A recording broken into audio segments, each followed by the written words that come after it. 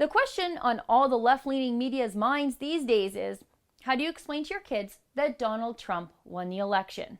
Seriously, here is CTV News. Their headline, Canadian parents wrestle with how to explain Donald Trump's election win to their children.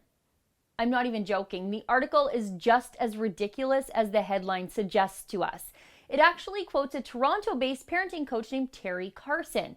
And Terry Carson says the message for kids needs to be that a bully is a bully no matter who he is, even if he's the president of the United States. Now, we know Terry Carson is obviously referring to Donald Trump and not Hillary Clinton, who we all know is a serial bullier of rape victims, both young and old.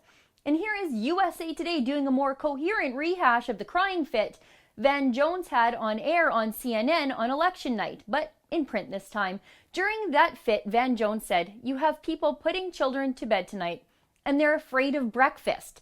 They're afraid of, how do I explain this to my children?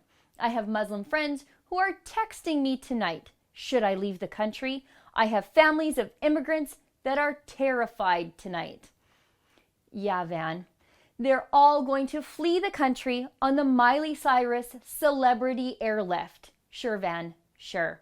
And here is the Washington Post, wondering how to explain the election, Trump, and your fears without panicking your kids, where they go on to cite a psychologist who says many families are reacting as if they had gone through a personal tragedy. And he says that kids really do pick up on parents' emotions.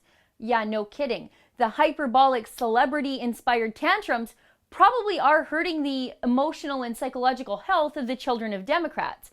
Now, noticeably absent from these articles were people who didn't think we're all going to die in a fiery holocaust because of Trump's resounding electoral victory.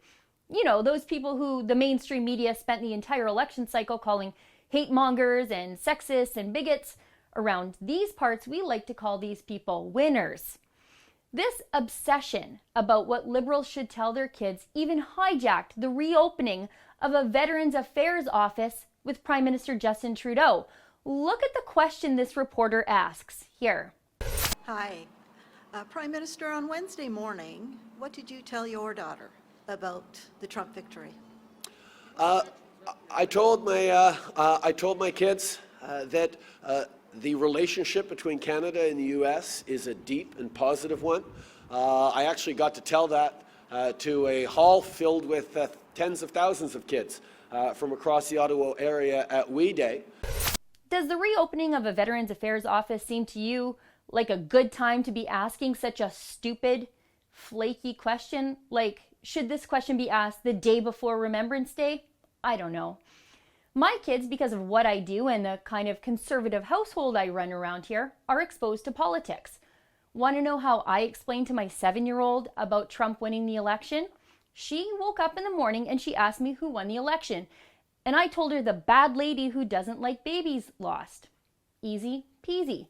My 10-year-old daughter asked if Trump won, and I said yes. And she said good, because Trump wants to put people back to work and daddies need to have jobs. Perfect.